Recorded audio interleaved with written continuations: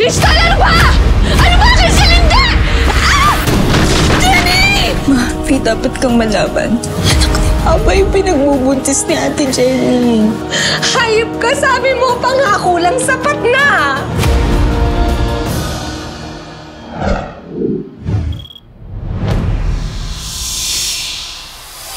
Unang gabi ko pa lang dito sa Pilipinas, hindi ko naman ine-expect na muntik na ako makasagasa ng buntis. Eh, nasa naman yung ama ng dinadala mo?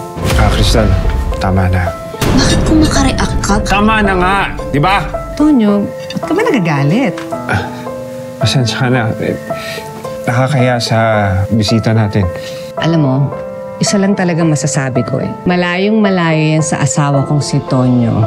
Dahil mahal na mahal pa rin kita. Mahal na mahal pa rin kita.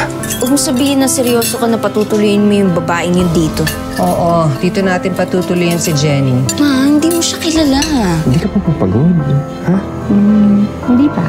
Namiss kita. Miss na kita. Hindi dapat ako nakakaramdam ng selos. Wala akong karapatan. Pero bakit ang sakit-sakit? O, Jenny, saan ka galing? Bumili lang po ako ng ulam. Ano ka ba? Nag-abala ka pa. Pinagluto ko na ng paboritong ulam ang asawa kong si Tonyo. Ayun na may miss ko eh. Ito, alam ko ito yung paborito mo eh. Isa pa. Okay na ako. Okay na ako. Diba, masarap? Jenny?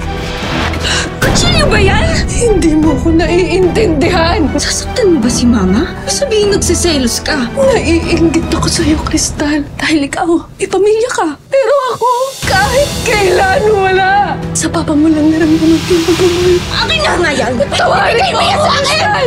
Ah! Jenny! Pa! Pa! Tulong! Tulungan niyo ako! Ano nangyari? Jenny! Tonyo! Jenny! Tonyo! Jenny! Dali mo na sa ospital, Tonyo! Tulong! Jenny!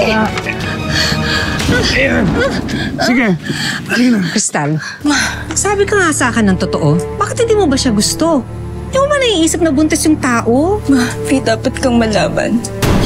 Aba yung pinagbubuntis ni Ate Jenny. Hindi totoo yan. Mahal ako ng papa mo. Tama na, Crystal. Ma! Kamusta sa Jenny? Ako na si Jenny. Kamusta yung bata? Namatay yung anak namin. Anak niyo?